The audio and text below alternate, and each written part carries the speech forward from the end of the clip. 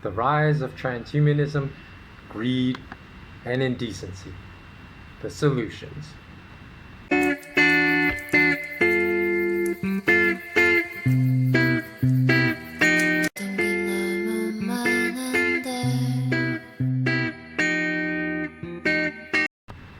Welcome to another SK Wealth Academy podcast. In this podcast, I'm going to talk about, this is kind of an extension of my two-part series about the degradation of society and the rise of transhumanism and immorality and the destruction of the moral fabric of society all around the world. Now, from those two videos, a lot of people may assume, and very wrongly assume, that I am super or ultra conservative. Obviously, you wouldn't assume that if you watch the rest of my videos, because I've been putting out content for 16 years, but I know a lot of people only judge people by what they've been exposed to as far as their way of thinking. So I would absolutely not consider myself a conservative. In fact, I really even just hate labels. I don't like labels, because once you get stuck in a certain label and people expect you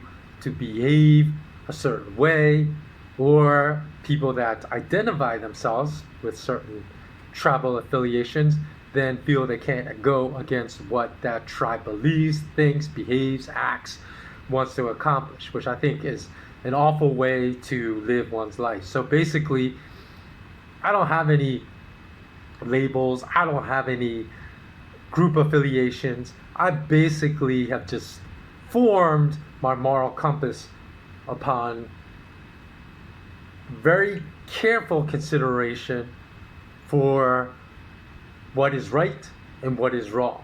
And that's the only compass I believe that should direct and guide all of our behaviors. What is right, what is wrong. That's really simple. It's a simple compass, but not necessarily a simple thing to apply, right? Because the world's not black and white. There are many shades of gray.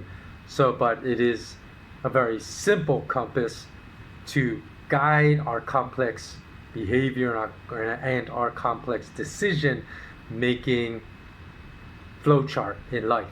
Now, a huge part of the transhumanist movement that people like Bill Gates are part of, and many other Silicon Valley billionaires actively promote, is this desire for a world where there no longer is any right or wrong. So that's why I made that two-part series. I find that deeply, deeply disturbing, especially for the future of humanity. They want to create a world where there's just choices between better or worse, but not right or wrong. And that may seem like a subtle distinction to you, but there's a massive distinction in morality. A world where there's better or worse, which people like Bill Gates want, is a world with no morality. Whereas the world of right and wrong still has a basic foundation of morality. Now, there's other not all transhumanists promote this narrative of this world of better versus worse decision making versus right or wrong decision making. I've heard others like Peter Thiel, who was one of the original investors at Facebook, and then he started PayPal. I think he's moved on to other various ventures, but I've heard he's spoken a lot about just being interested in merging artificial intelligence with human life to create immortal beings. He's also a very big proponent of parabiosis, which I find ethically repulsive. What is parabiosis? It's basically like taking a liter of your blood out every month or so for a fee of, I think it's like $8,000 a month, and injecting your body with a liter of a young child's blood, like preferably, I think, 14 years of age or younger. So I don't even know, I am almost certain the sourcing of that blood is very unethical. Like, how are they? Because they can't get it from institutions like Red Cross or any other institutions that have blood banks. So where are they getting? Perhaps they're getting from children that are kidnapped. Perhaps they're sourcing this blood like it's don't ask, don't tell. I don't want to know where you got this blood, but they have certain organizations, and I'll just take it as long as you've checked it out, made sure it's clean, or even if they're getting it by asking for kids to voluntarily give up their blood so that rich people might be able to live longer through this process called parabiosis, that is still massively unethical. So no matter how you cut that slice of the pie, that's why I hate this better versus worse narrative, because part of forming a solid moral compass to guide behavior for the rest of your life requires the development of high-level critical thinking skills. And this is where some of the solutions come in. And I'm going to tell you at the end of this podcast why I'm still very, very optimistic about the future, despite what I said in parts 1 and 2 of this series. That's going to conclude with something I failed to cover in depth in part 2, which I wanted to, which are the solutions.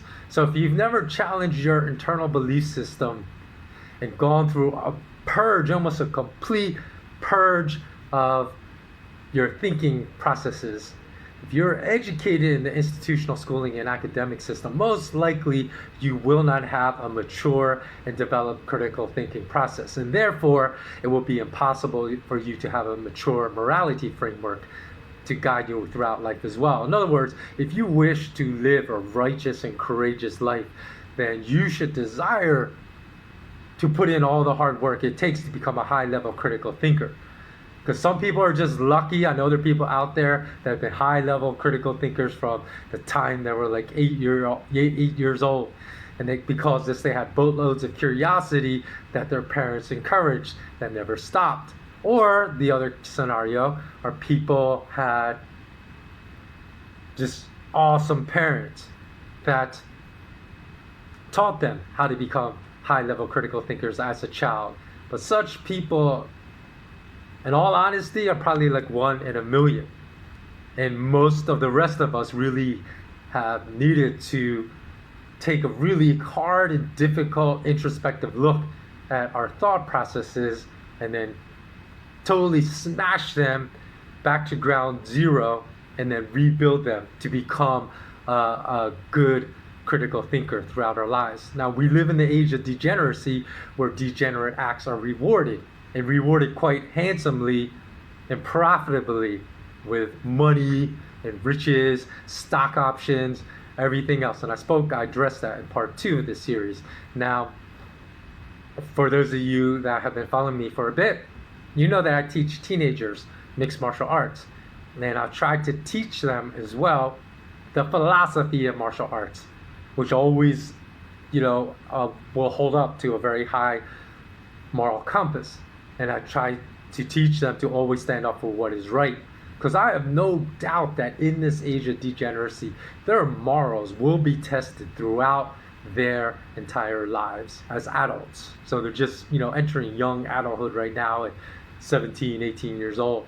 Now, if people in power in this world love you or agree with you, then most likely your manner of thinking and your moral framework is underdeveloped. I worked with dozens of people like that in the banking industry. They would fool themselves because they weren't willing to undergo the very difficult, laborious process of developing high-level critical thinking skills necessary to develop a high moral framework. They would fool themselves and delude themselves about the negative immoral footprint that they were leaving in their communities by the nature of their career, so they wouldn't have to feel bad about themselves. Likewise, there are many fake religious people in this world that go to the mosque, temple, or church every Saturday and Sunday, or sometimes even several times a week. They listen to the religious scriptures about how they should live a religious life and a righteous life, a moral life, and then Monday through Friday, they ignore everything that they learned in pursuit of material riches. I knew plenty of people like that in the banking industry. Now, on the flip side of that equation, a person can never, ever go to the mosque, temple, or church and be far more religious than people that attend those institutions multiple times a week just to feel good about themselves, even though in reality, through their actions, they're not very good people. Now, I asked bankers that I worked with before I left that industry and discussed over the moral abyss that kind of washed over that entire industry. I asked bankers Because I worked with them. I made $300,000, $500,000, more than $1 million a year. If you only made $30,000 doing this, would you do it? All said no. So then I asked, well, why do you do this then? Do you do it only for the money? And none said yes to this question. But instead they told me I can't live on $30,000 a year. And that's a fair point, especially because I work in Beverly Hills. So then I said, okay, well, would you do it for $80,000 a year? All said no again. And my response to that was, surely you can live off of $80,000 a year. Might not be a fantastic life, but you could get by, even in LA, okay at $80,000 a year. And people still said, not really. They said, I can't keep the lifestyle I want at $80,000 a year, so I need to make at least twice that, if not 10 times that. So basically, they're telling me, in oh so many words, that they only work that job for the money. Because when you do something only for the money, guess what? You will delude yourself and blind yourself to any wrongs you observe in the course of performing your work duties, or even you will blind yourself to anything that you personally might do wrong and would be repulsed by if you were another person observing your own behavior. Okay, time for a brief clip. I've always felt the 9 most terrifying words in the English language are, I'm from the government and I'm here to help. For those of you just listening to this on audio, podcast format, the clip I inserted was Ronald Reagan, who's a former US president, who said the 9 scariest words in the English language are, I'm from the government and I'm here to help. I think that's 9. I'm from the government and I'm here to help. Yes. So the reason I played that clip is we always need to beware of people disguising their immorality in the form of charity or compassion, because there's a lot of that going on in this age of delusion.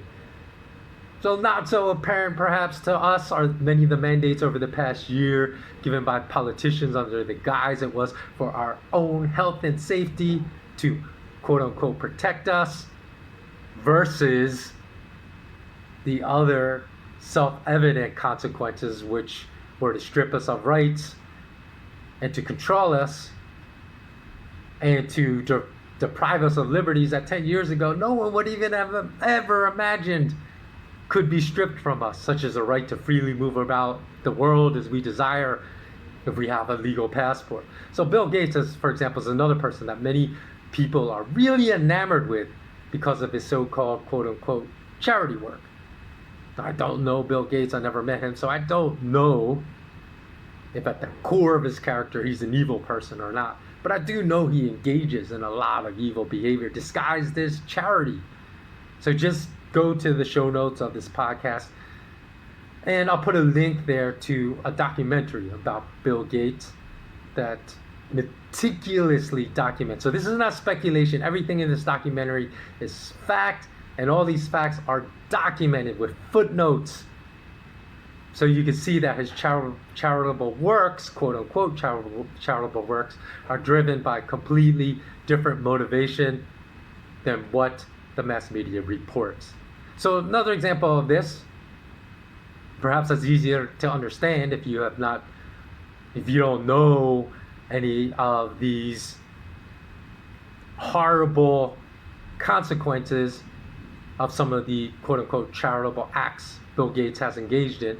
Another easier example to understand is what happened in the Maldives, the archipelago of 1,200 islands, I believe it is, after the 2004 tsunami, which I happened to perhaps survive because of a last-minute decision to cancel a holiday during that exact time in the Phi Phi Islands in Thailand, because those islands were hit hard by the tsunami. So I perhaps avoided death by canceling that holiday last minute. And as well, when I was in Bali, I missed a terrorist bombing by a suicide bomber by just a few hours. I mean, I literally was within 50 meters of that suicide bombing a few hours earlier before it happened and missed another possible horrible accident when I canceled last minute again going on a spring break trip to Florida as a freshman in university that ended in tragedy when a drunk driver hit my friend's car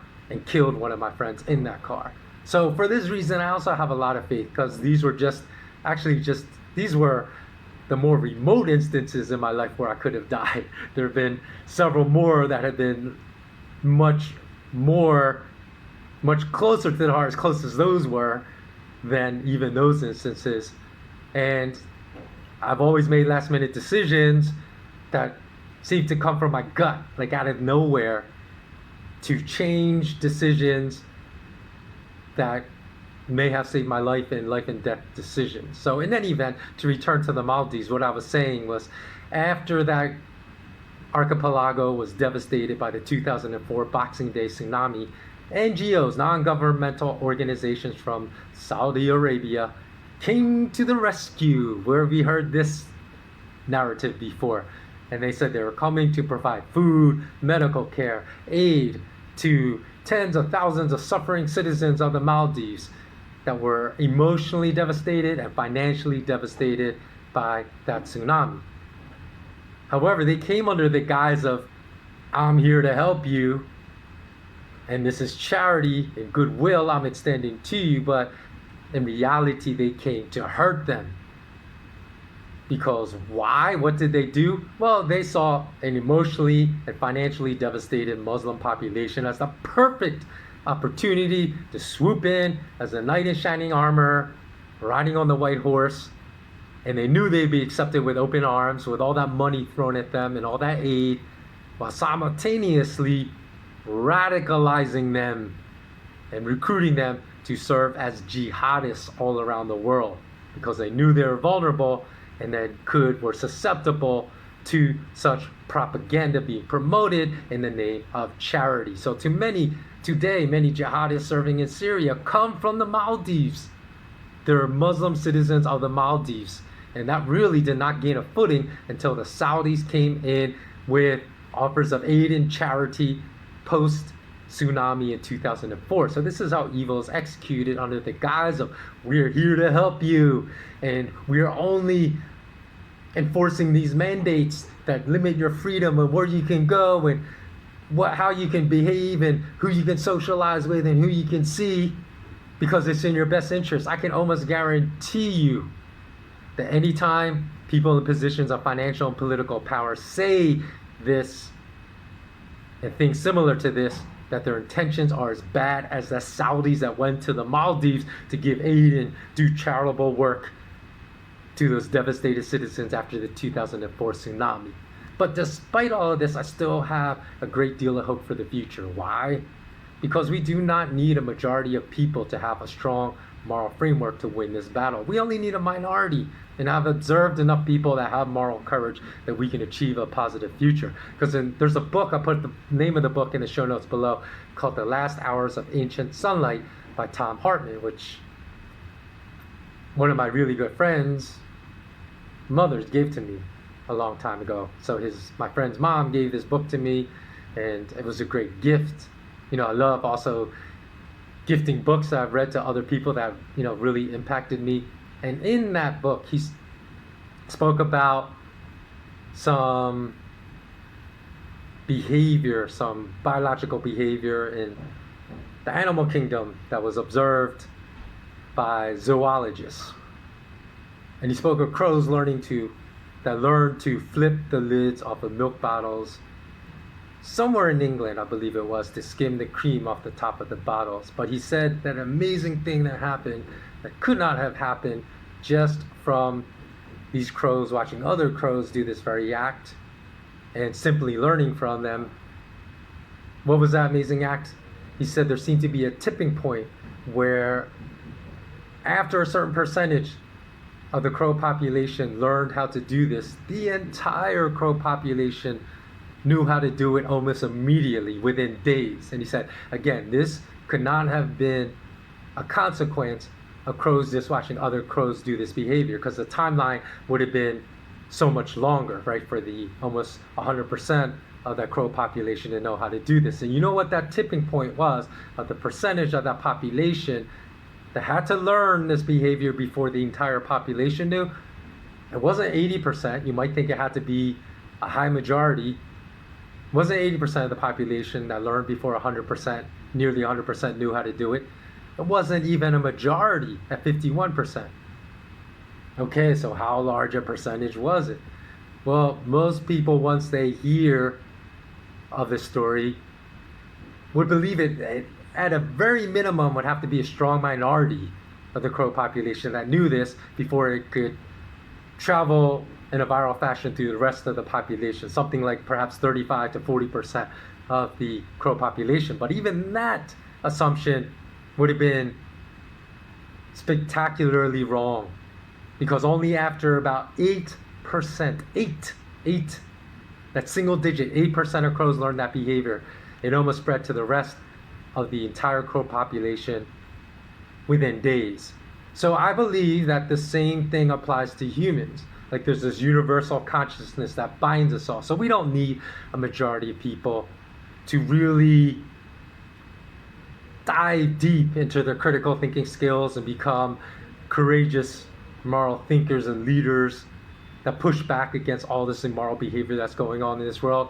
Maybe we need a slightly higher percentage than 8%, but I believe if only perhaps 15% of humans combine this solid framework of morality with courage, and the latter part of courage is the most important equation, because I believe you have to act with courage if you desire your moral framework to be solid. In other words, if you witness and observe things you know are wrong, but always remain silent to protect your pocket, your wallet, your bank account, you never speak out to protect your career advancement opportunities, you never act to protect the innocent because you just don't want to get involved, then you cannot possibly have a strong moral framework.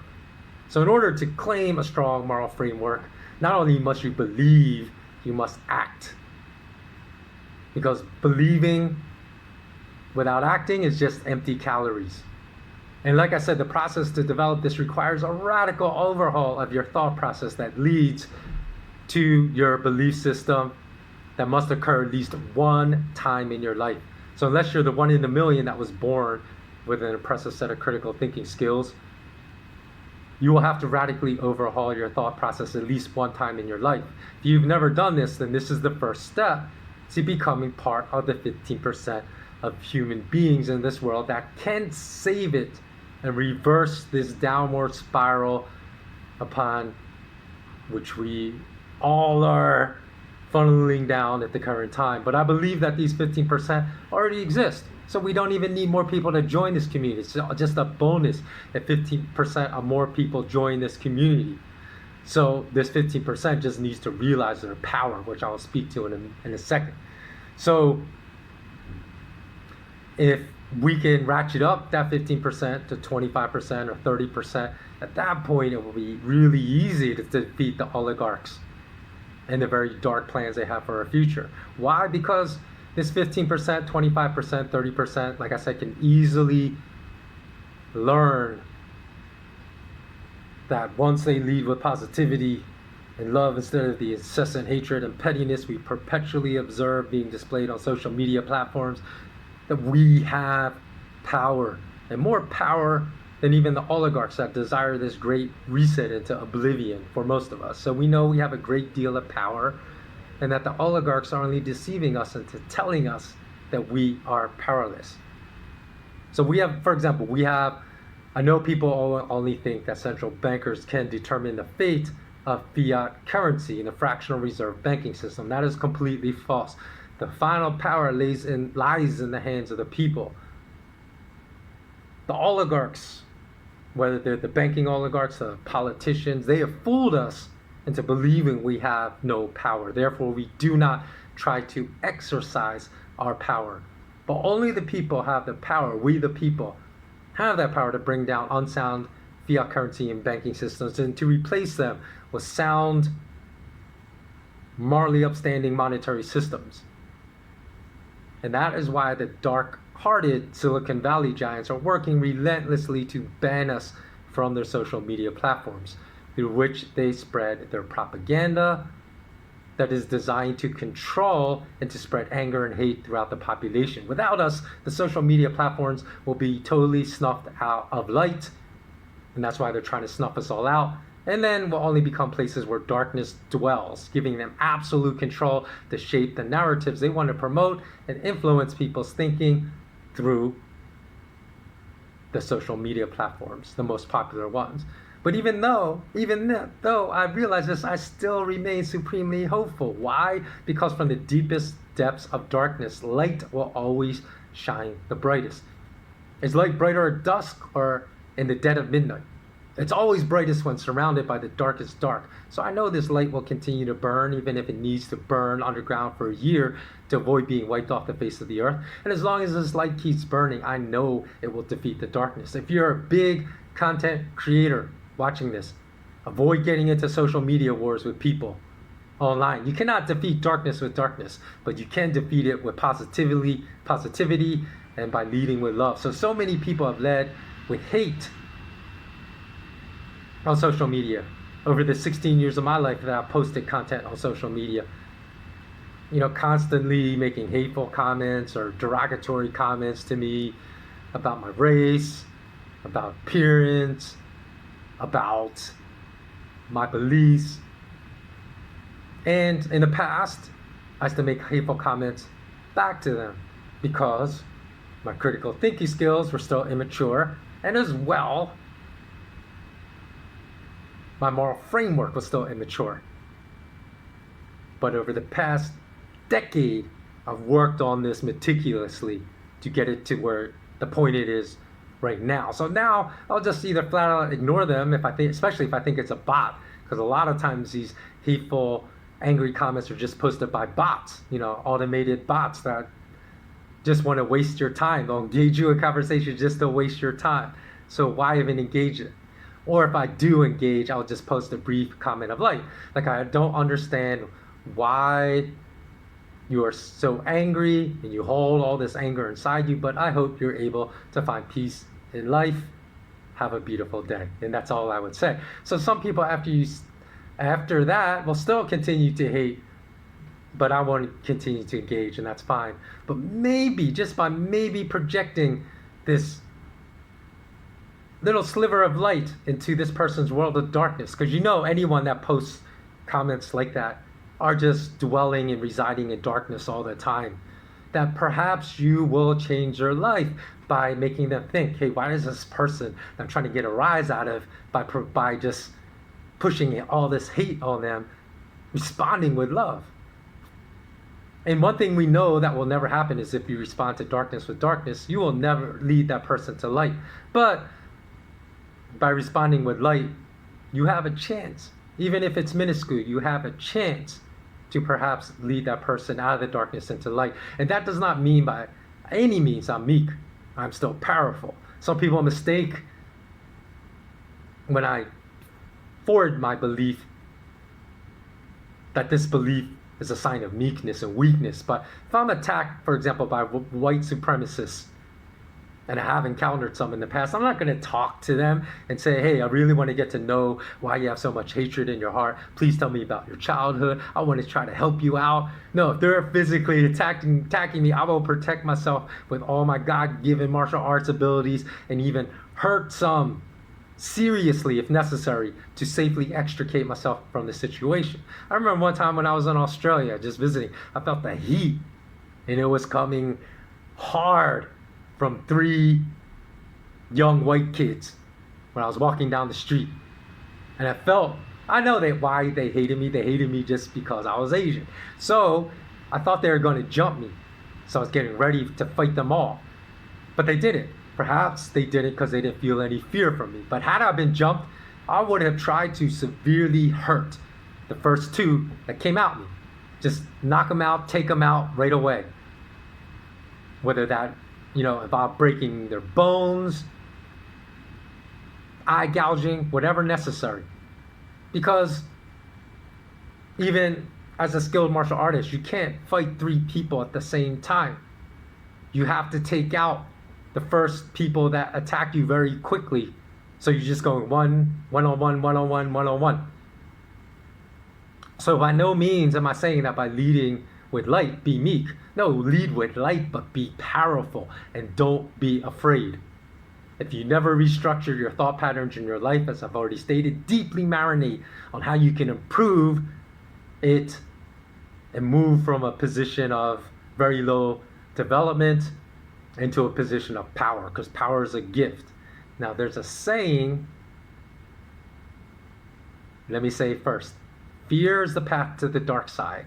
Fear leads to anger. Anger leads to hate. Hate leads to suffering. And everyone that's seen Star Wars knows that Yoda made that comment. But I actually think it's the opposite. I believe suffering leads to hate, hate leads to anger, and anger causes fear. So if you've been afraid for your entire life, stop being afraid and take a step today towards becoming powerful. And that is the solution to bring light to the world of darkness that surrounds us right now. So thanks so much for watching. Please do comment below. Please do give a thumbs up if you liked it. If you don't like what I had to say, then please let me know in the comments as well. Okay, thanks so much for watching. And as always, remain intensely curious and always remain immensely courageous.